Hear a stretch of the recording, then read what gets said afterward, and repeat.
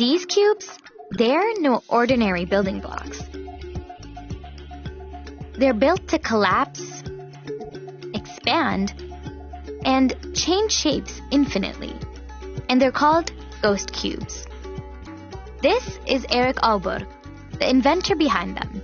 His invention was inspired by the art of paper folding, also known as origami. But there's something else that inspired Erik. Juggling.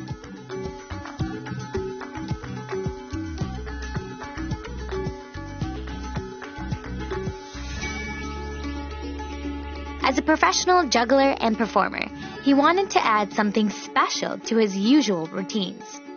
And he found that origami was the perfect place to start. With its intricate folding patterns, origami has tons of potential for movement. So he set out to build his own system that would fold and unfold endlessly, just like in origami. His prototypes called for building materials a little sturdier than paper. Luckily, he had the perfect thing on hand: casino dice. He connected all those tiny identical blocks together using adhesive tape. And once he had a structure that moved, he was able to start recreating that same system with wood. And I hadn't predicted the way it could move in advance. That was something that was generated by the process. And that mysterious, unpredictable movement sparked the name Ghost Cubes. All of his original designs were built with the idea of performance in mind. That's why each cube had a hole in the center. That way, a juggling ball can move from one place to another and back again.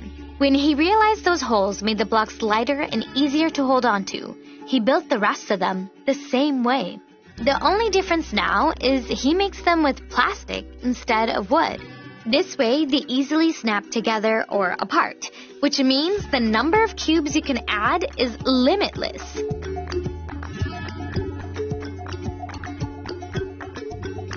Lately, you can find Erik traveling around the world performing with ghost cubes.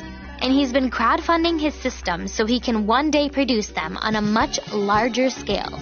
He wants them to be a tool for creativity and inspiration for everyone. My guess is that the number of variations that you can create with this method is infinite. If I find one variation that has 2 layers, I can just keep adding layers, so 3, 4, 5, and so forth. And there's not really a ceiling to that.